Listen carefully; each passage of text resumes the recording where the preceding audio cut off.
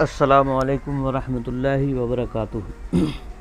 نحمدہ و نصلی علی رسولہ الکریم، اما بعد۔ محترم سامعین کرام، آج میں آپ حضرات کے سامنے افطار کی دعا کے تعلق سے چند وضاحتیں پیش کرنے کی سعادت حاصل کروں گا۔ اللہ رب العالمین سے دعا ہے کہ مجھے حق بات کہنے کی اور ہم سب کو اس پر عمل کرنے کی توفیق عطا فرمائے، آمین۔ محترم سامعین کرام، افطار کا وقت مومن کے لیے نہایت ہی خوشی، مسرت، شادمانی کا وقت ہے۔ اللہ کے نبی صلی اللہ علیہ وسلم نے اس موقع پر بیان فرمایا کہ مومن کے لیے روزے دار مومن کے لیے دو خوشی کے اوقات ہیں، دو خوشی کے وقت ہیں۔ ایک وہ وقت ہے جب وہ افطار کرتا ہے، اور ایک وہ وقت ہوگا جب وہ اپنے رب سے ملاقات کرے گا۔ یہ بخاری حدیث نمبر 1904 میں اللہ کے نبی صلی اللہ علیہ وسلم کا قول منقول ہے۔ تو اس موقع پر اللہ کے نبی صلی اللہ علیہ وسلم کا کیا معمول تھا، اس کی وضاحت ہمیں معلوم ہونا چاہیے۔ ہمارے معاشرے کے اندر جو دعا عموماً مشہور ہے وہ یہ ہے، اللہم لکا صمت وعلی رزقک افطرت۔ یہ ابو داؤد کی روایت ہے، حدیث نمبر 2358، لیکن یہ روایت ضعیف ہے کیونکہ اس میں ایک راوی معاذ بن زہرہ، یہ مجہول راوی ہیں، ان سے روایت کرنے والے صرف حسین ہیں، اور ان کے سلسلے میں جرح و تعدیل مروی نہیں ہے، اس لیے یہ مجہول الحال، مجہول راوی ہیں۔ دوسری بات اس روایت کے تعلق سے یہ ہے کہ معاذ بن زہرہ یہ تابعی ہیں، اور یہ اللہ کے نبی صلی اللہ علیہ وسلم سے ڈائریکٹ روایت کرتے ہیں، درمیان میں صحابی کا واسطہ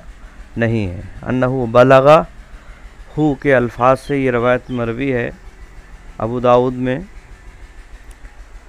اور ایسی روایت کو مرسل قرار دیا جاتا ہے کیونکہ یہ کس سے روایت کر رہے ہیں اس کی وضاحت حدیث میں نہیں ہے۔ عموماً تابعی ممکن ہے کہ دوسرے تابعی سے روایت کر رہا ہو، اور وہ دوسرا تابعی ممکن ہے کسی صحابی سے روایت کرے یا کسی تیسرے تابعی سے روایت کرے، اور وہ تیسرا تابعی ممکن ہے کسی صحابی سے روایت کرے یا چوتھے تابعی سے روایت کرے، اور چوتھا تابعی ممکن ہے کہ وہ کسی صحابی سے روایت کرے اور وہ کسی پانچویں تابعی سے روایت کرے، اور یہ سلسلہ دراز ہوتا جائے گا، بہت لمبی فہرست ہو سکتی ہے۔ احادیث میں ایک تابعی دوسرے تابعی سے تقریباً 6 یا 7 مقامات پر ثابت ہے کہ ایک تابعی دوسرے سے، اور دوسرا تیسرے سے، تیسرا چوتھے سے، چوتھا پانچویں سے، پانچواں چھٹے سے روایت کرتے ہیں۔ تو جب تک یہ بات معلوم نہیں ہو جائے کہ یہ معاذ بن زہرہ یہ کس سے روایت کر رہے ہیں اور وہ ثقہ ہیں یا نہیں، یہ روایت قابل قبول نہیں ہو سکتی ہے، مرسل روایت ہے، اس لیے یہ روایت قابل قبول نہیں۔ اسی طرح سے حضرت انس رضی اللہ تعالیٰ عنہ سے ایک روایت طبرانی میں بھی اسی مفہوم کی انہی الفاظ کے ساتھ، صرف اس میں بسم اللہ کے الفاظ کا اضافہ ہے، مروی ہے، لیکن اتفاق سے وہ روایت بھی ضعیف ہے کیونکہ اس میں ایک راوی داؤد بن زبرقان، یہ راوی متروک ہے، اور متروک راوی ضعیف ہوتا ہے۔ متروک کا مطلب یہ ہے کہ محدثین نے اس سے احادیث لینا ترک کر دیا ہے اور اس کی روایات کو اس لائق نہیں سمجھا کہ ان سے روایت کو لیا جائے، اس لیے طبرانی کی روایت بھی ضعیف ہے۔ کل ملا کے یہ کہ ان الفاظ کے ساتھ اللہ کے نبی صلی اللہ علیہ وسلم سے کوئی بھی روایت صحیح سند سے مروی نہیں ہے، اور جب صحیح سند سے مروی نہیں ہے تو یہ دعا پڑھنا یہ مشکوک ہے۔ بعض لوگوں کا یہ خیال کہ یہ چونکہ فضائل اعمال ہے اس لیے اسے پڑھ سکتے ہیں، یہ خیال مناسب نہیں ہے، اس لیے کہ یہ بھی احکام شریعت ہیں، شریعت کے احکام ہوتے ہیں، فضائل ہیں اگرچہ، اور ظاہر سی بات ہے احکام ضعیف روایات سے ثابت نہیں ہو سکتے، لہٰذا احکام کو ثابت کرنے کے لیے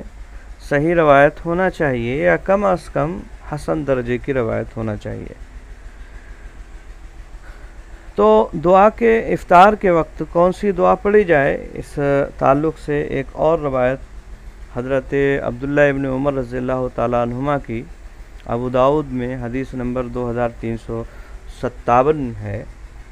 اس میں وہ بیان فرماتے ہیں، کہتے ہیں کان رسول اللہ صلی اللہ علیہ وسلم، کہ اللہ کے نبی صلی اللہ علیہ وسلم اذا افطر، جب افطار کرتے تو کہتے تھے ذهب الظمأ وابتلت العروق وثبت الاجر انشاءاللہ۔ یہ دعا اللہ کے نبی صلی اللہ علیہ وسلم سے ثابت ہے کہ جب آپ افطار کر لیتے تو یہ دعا پڑھا کرتے تھے کہ پیاس بجھ گئی، رگیں سیراب ہو گئیں، اور انشاءاللہ اللہ نے چاہا تو اجر ثابت ہو گیا۔ یہ دعا حسن درجے کی ہے، اور حسن درجے کی یہ روایت ہے، لہذا ہمیں چاہیے کہ ہم یہ دعا پڑھیں۔ یہاں ایک اختلاف کی وضاحت اور میں آپ حضرات کے سامنے کر دوں، اور وہ اختلاف یہ ہے کہ بعض علماء نے اس میں یہ اختلاف کیا ہے کہ یہ دعا افطار سے پہلے پڑھی جائے گی یا بعد میں پڑھی جائے گی۔ بظاہر الفاظ سے اس کے یہ معلوم ہوتا ہے کہ یہ جو ہے افطار کے بعد کی دعا ہے، جیسا کہ ترجمے سے ظاہر ہے، اس لیے اس کو افطار کے بعد، یعنی افطار کرنے کے بعد جب پانی وغیرہ سے آدمی فارغ ہو جائے تو یہ دعا پڑھے، اور شروع میں ابتدا میں بسم اللہ یعنی تسمیہ کے ذریعے سے ابتدا کرے، جیسا کہ عام اوقات میں بسم اللہ سے کھانے کی ابتدا کی جاتی ہے، کھانے پینے کی ابتدا، تو وہی جو ہے یہاں بھی کیا جائے، اور آخر میں یہ دعا پڑھ لی جائے، یعنی ذهب الظمأ وابتلت العروق وثبت الاجر انشاءاللہ۔ تو یہ انشاءاللہ العزیز یہ کفایت کر جائے گا۔ اللہ رب العالمین ہمیں نیک عمل کی توفیق عطا فرمائے۔ السلام علیکم ورحمۃ اللہ وبرکاتہ۔